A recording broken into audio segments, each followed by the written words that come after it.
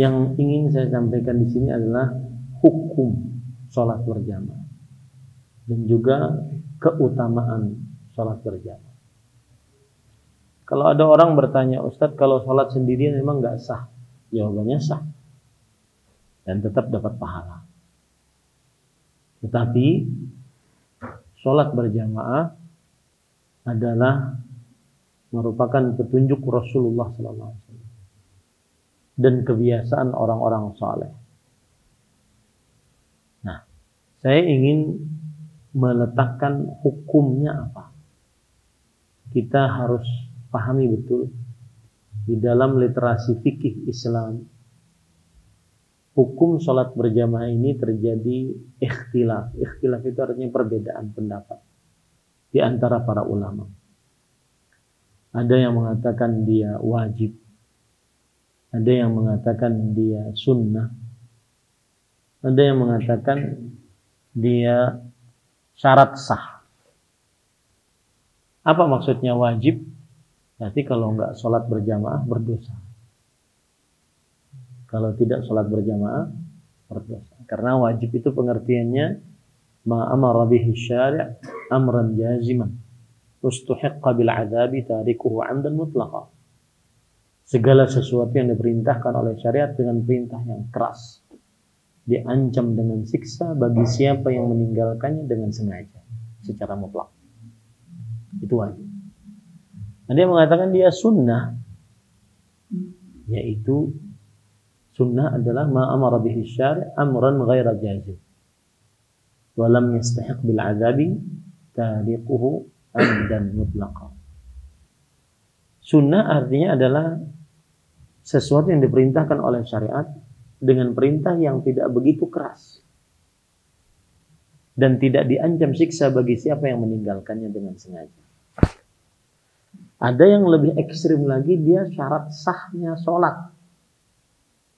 Jadi kalau laki-laki muslim, baligh, berakal, tentunya bukan wanita haid dan nifas, dan dia muqim, maka tidak sah sholatnya kecuali berjamaah.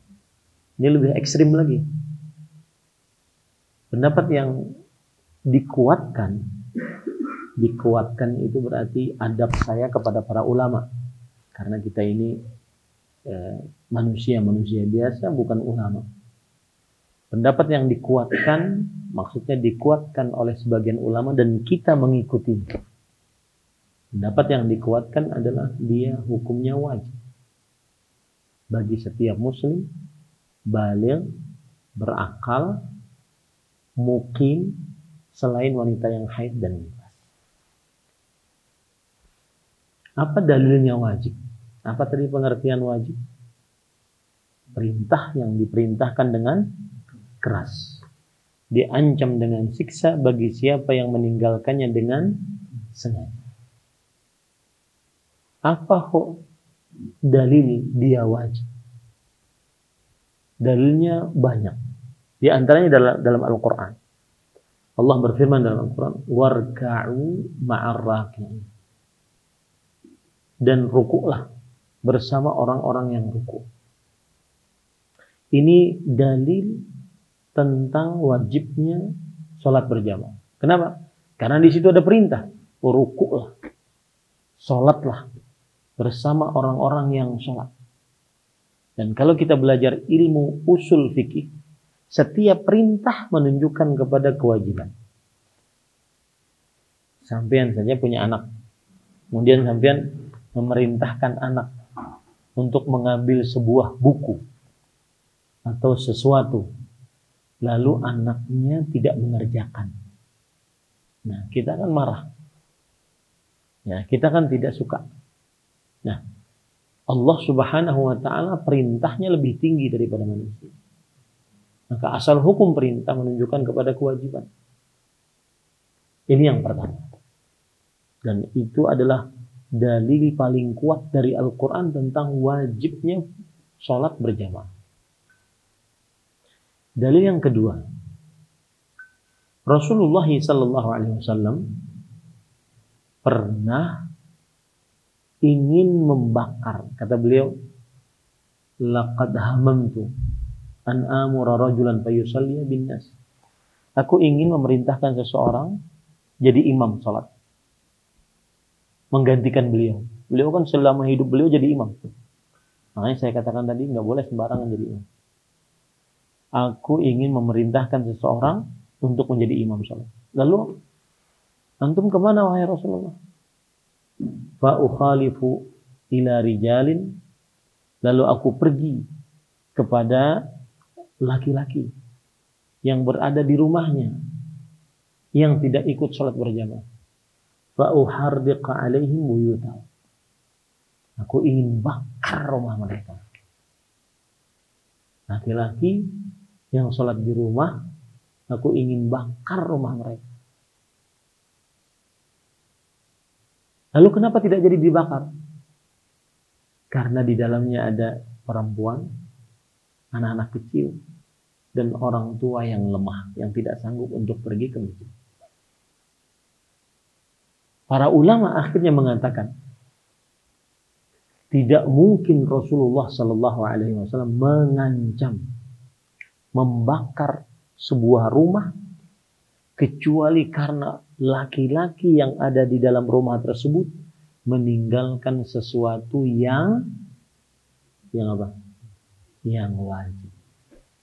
Kalau cuma sunnah, nggak mungkin ancamannya dibakar.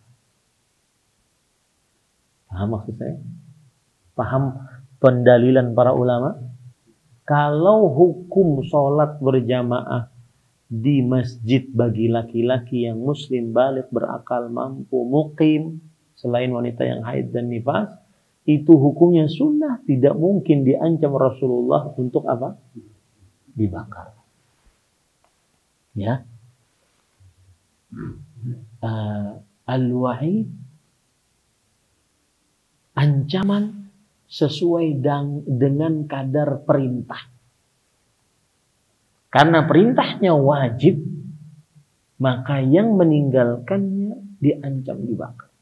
Kalau cuma sunnah, hukumnya sunnah, maka tidak mungkin Rasulullah SAW mau membakar. Ini dalil yang kedua dari hadis Rasulullah. Dalil yang ketiga tentang wajibnya sholat berjamaah bagi seorang muslim, baligh, berakal, mampu, muqim, selain wanita yang haid dan nifas. Apa itu? Yaitu seorang yang buta di zaman Rasulullah. Dia buta, rumahnya jauh. Tidak ada penuntun dari rumahnya ke masjid Nabi Muhammad SAW. 3. Kemudian yang keempat, orangnya tua. Yang kelima, orangnya antara rumah dengan Masjid Nabawi banyak binatang buas. Kemudian Rasul Shallallahu Alaihi Wasallam diminta oleh laki-laki tersebut, halli min rukhsah, apakah aku ada keringanan untuk tidak pergi ke masjid? Kemudian di awal Rasul SAW mengatakan, iya, nah. Lalu setelah itu Rasulullah SAW bertanya, hal sami'tan nida, apakah engkau mendengar azan? Kemudian kata orang buta tersebut, nah, iya. Fa'ajib idzan, kalau begitu penuhi panggilan azan. Bayangkan, buta, tua, tidak ada penuntun, jauh, kemudian ada binatang buas, ya, tetap diwajibkan selama mendengar azan. Nah, inilah yang menjadikan pendapat ulama yang mengatakan wajib, bahwa pergi sholat berjamaah wajib hukumnya untuk laki-laki muslim, baligh, berakal, mampu, muqim, selain wanita yang haid dan nifas. Wajib hukum. Memang kita tidak pungkiri, ada pendapat sebagian ulama yang mengatakan sunnah. Tetapi kita menguatkan pendapat ulama yang mengatakan wajib. Dan inilah, kalau ditanya yang kedua, apa keistimewaan sholat berjamaah? Rasulullah SAW bersabda, "Sholatul jamaah tafdulu min salatil fardhi bi 27 darajah." Sholat berjamaah senilai atau lebih afdal dari sholat sendirian 27 derajat. Dalam riwayat yang lain 25 derajat. Dan seorang muslim tidak boleh dia mencukupkan yang rendah dalam urusan ibadah. Harus yang tinggi. Karena kita diperintahkan untuk minta surga. Dan diperintahkan untuk minta surga bukan sembarang surga. Tetapi surga Firdaus. Idza sa'altumuhu fas'alullaha al-firdaus. Innaha a'lal jannah wa awsatul jannah. Jika kalian minta kepada Allah, mintalah surga Firdaus. Sesungguhnya dia surga yang paling tinggi, paling megah. Ya. Maka begitu juga dalam beramal. Hendaknya seseorang sholat berjamaah di masjid. Nah, saya ingin menyinggung, kalau sudah kita tahu hukumnya, kemudian kita tahu keutamaannya, dalil-dalilnya, keutamaannya tadi sudah kita singgung juga. Sekarang bagaimana sih para sahabat Nabi radhiyallahu anhu sampai mereka mendapati kedudukan yang diridhai oleh Allah di dalam akhirat kelak? Salah satu kebiasaan mereka adalah mendatangi masjid-masjid yang dikumandangkan azan untuk sholat berjamaah di dalamnya. Hatta yuhadha bainar rajulain, sampai dipapah. Ya, paham ya papahnya? Dipapah, dipangku oleh dua orang. Jadi di sini satu orang. Mungkin dia susah jalan, dipapah. Sampai hatta tuqama as-saf. Sampai didirikan di dalam saf. Itu kebiasaan orang yang diridhai oleh Allah. Dan pantas memang diridhai oleh Allah. Ya. Bahkan Rasulullah SAW bersabda, "Lau ya'lamuna ma fi as-saffil awwal wan nida' thumma lam yajidu illa an yastahimu lastahamu." Kalau seandainya mereka mengetahui pahala yang besar yang disediakan oleh Allah di dalam saf pertama dan di dalam mengumandangkan azan, maka niscaya jika mereka tidak mendapati, kecuali mereka harus berundi karena saf pertama terbatas, cuma sekian orang saja, maka mereka mau berundi untuk mendapatkan saf yang pertama. Ini menunjukkan keutamaan sholat berjamaah. Walau ya'lamuna ma fi as-saffil awwal la atauhuma walau habwa. Dalam riwayat yang kalau seandainya mereka mengetahui pahala sholat berjamaah, terutama sholat subuh dan sholat isya, niscaya mereka akan datang dalam keadaan merangkak. Saking besarnya pahala itu. Nah, maka nasihat untuk diri pribadi sebelum saudara-saudara sekalian, perhatikanlah sholat berjamaah. Ada kisah menarik. Antum ingin tahu orang itu baik atau enggak? Lihat dari sholat. Ada seorang ahli hadis namanya Syu'bah bin Al-Hajjaj Al-Wasiti. Syu'bah seorang ahli hadis, sering datang ke orang-orang yang memiliki hadis. Lalu dia datang jauh-jauh, kemudian pergi. Dikatakan bahwa si fulan ini memiliki hadis. Dulu kita tidak seperti sekarang, hadisnya sudah terbukukan. Dulu kalau ingin dapat hadis, datang ke orang. Datanglah ke orang itu. Di dalam riwayat disebutkan, fa in dayya'aha taraka. Kalau Syu'bah melihat, wah, Ustadz ini ternyata lemah dalam perihal sholatnya, dia tinggalkan.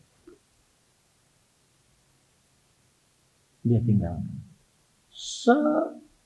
Sebagus apapun. Kenapa coba? Karena kalau ada orang sudah meremehkan perihal sholat, berarti yang lain pasti akan dia remehkan.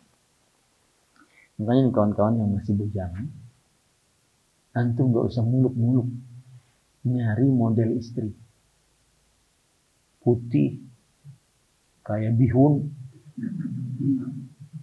ya, tinggi semampai kayak tiang listrik, ya, enggak. Tanya aja sholatnya gimana, tanya bapaknya, sholatnya gimana Pak? Atau boleh kita minta praktekkan sholat, kan dia yang akan ngajari anak-anak kita. Kalau yang sudah menikah ini, maka istrinya wajib belajar sholat agar anak-anaknya dididik di atas sholat yang benar. Nah, maka sholat, saya pernah dengar kisah seorang syekh bercerita, ada pemuda-pemuda Arab Saudi. Pemuda-pemuda Arab Saudi ini ya layaknya pemuda di dunia manapun yang masih ada pemikiran, udahlah kita have fun aja dulu, masih muda, ya nggak usah terlalu serius hidup ini, nikmati aja dulu. Nah, ada yang begitu. Kemudian biasanya kan pemuda ini kalau berkumpul 5 pasti ada ketua gengnya satu. Dia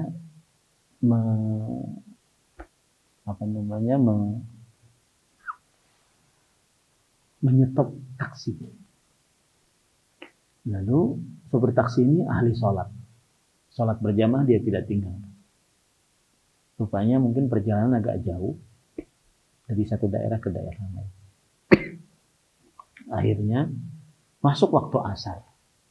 Sopir taksi ini dengan penuh adab nanya kepada pemuda-pemuda ini.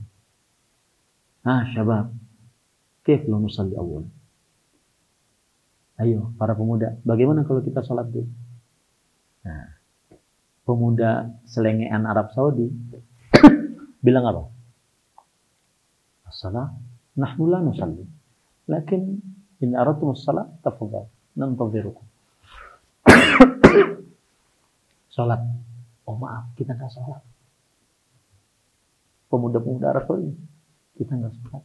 Jadi jangan dikira di sana sholat semua ya. Ada juga yang begitu. Kita nggak sholat. Tapi kalau kamu ingin sholat, silahkan kita tunggu.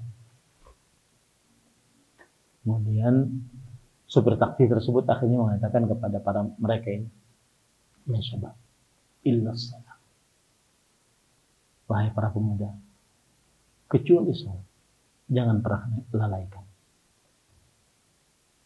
Kecuali sholat, illa sholat. Nah, itu masuk tuh ke dalam hati si pemuda ini, illa sholat. Masuk. Kalau begitu ya sudah, sholat mereka berlima. Ketua geng ngambil air wudhu, ngeliat kan, diajarin oleh si supir taksi ini. Sholat. Kemudian di sujud yang terakhir, ketua geng tadi tidak bangun. Allah. Maka saya pesan di sini, illa salah. Mungkin orang boleh meremehkan apapun, illa salah. Mungkin orang pernah menyimpang sebagaimanapun, illa salah. Kecuali sholat. Jangan pernah meremehkan. Karena Allah berjanji, inna salata tanha 'anil fahsya'i wal munkar. Antum punya permasalahan, ambil air wudhu, pergi ke masjid sholat 2 rakaat, niscaya akan tenang.